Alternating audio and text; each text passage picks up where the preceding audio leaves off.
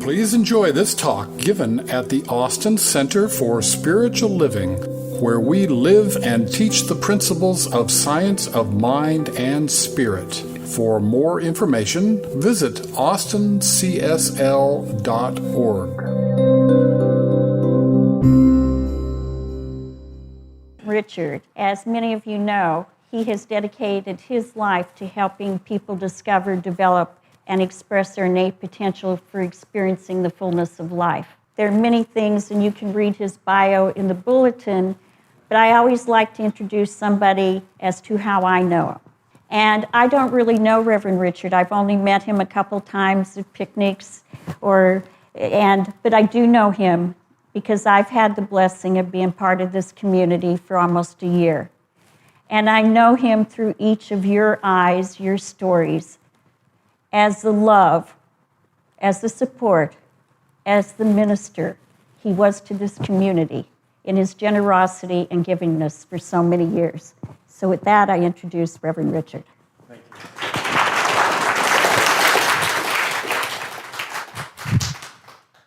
Wow, I ought to just leave it at that. I don't want to spoil it now.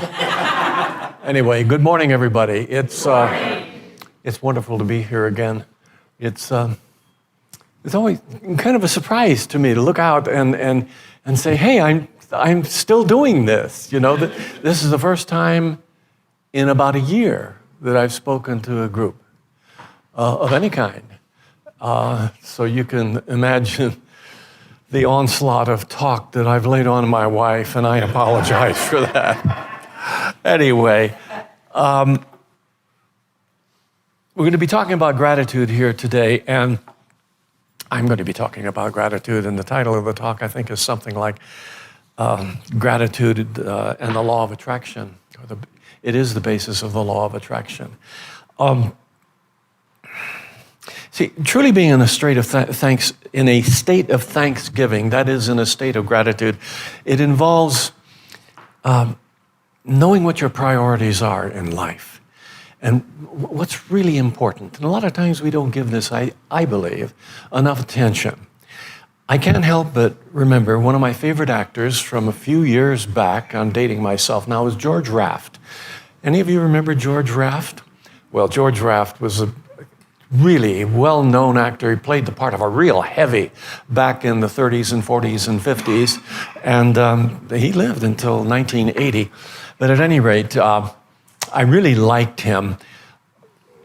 He made the comment one time when asked about his process in life. He says, I must have gone through $10 million in my career. Part I spent on gambling, part on booze, part on women, and the rest I spent foolishly.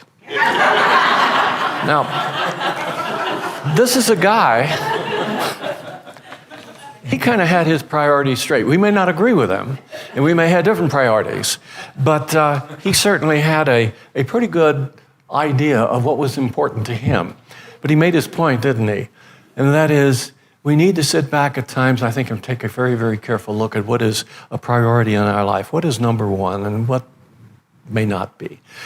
I think of this whole business of Thanksgiving, and I think that's a priority in our lives, is to be able to be grateful for what life is all about, what we have, what we've experienced. And virtually everything that has come into the whole process of our flowing through this life experience. I came across a quote by Meister Eckhart. Some of you know Meister Eckhart as the 13th century mystic priest from France. He was German, but he lived in France.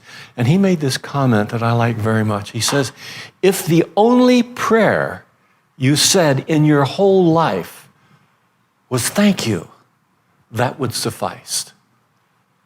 Think about that. Because in saying thank you, you see, you're acknowledging the receipt of something that fills you in such a manner that you are grateful.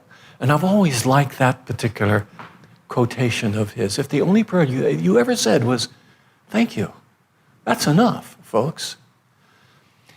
In saying thank you, in being grateful, I think we continue to keep the doors open for experiencing more. When we gritch, gripe, moan, and complain, That's a euphemism, by the way, Gritch. I'll get to that in just a little bit. I want to quote somebody else. This is a woman, psychologist by the name of Sarah von Brethnuck. I have 3 quotes by her. I'm going to give you 2 of them right away. She said, "The thing about gratitude that constantly amazes me is how fresh it is, how it is a moving attitude, not just passive. It's very passionate. It opens you up to the good that surrounds you. It's the most important thing about gratitude. That's the most important thing about gratitude. It's like opening the door and finding behind it treasures that you never even knew were there. It slows you down and stops your whining."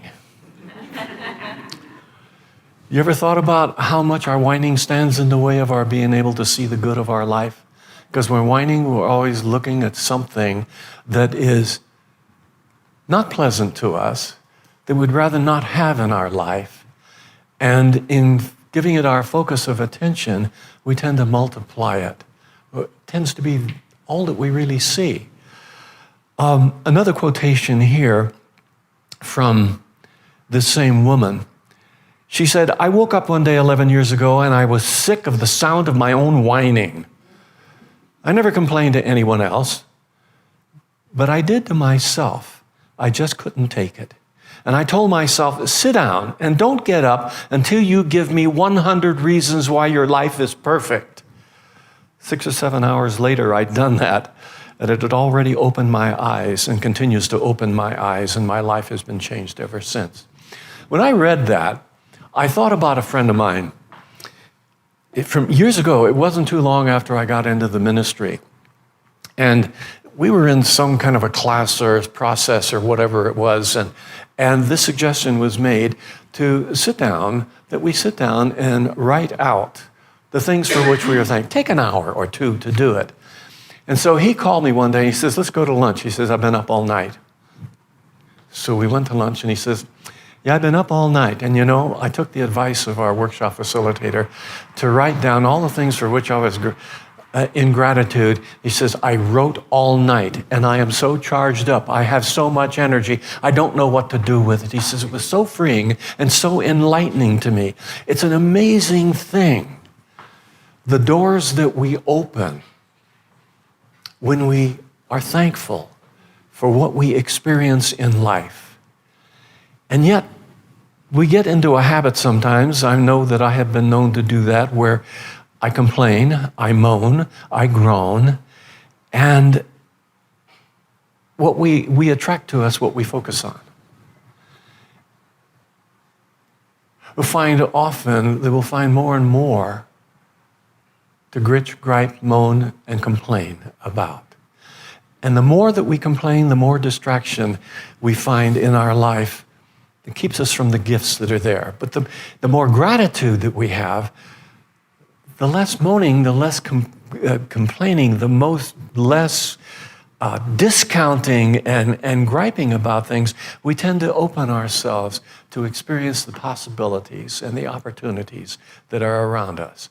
There's an old saying that I like very much, very simple. It says,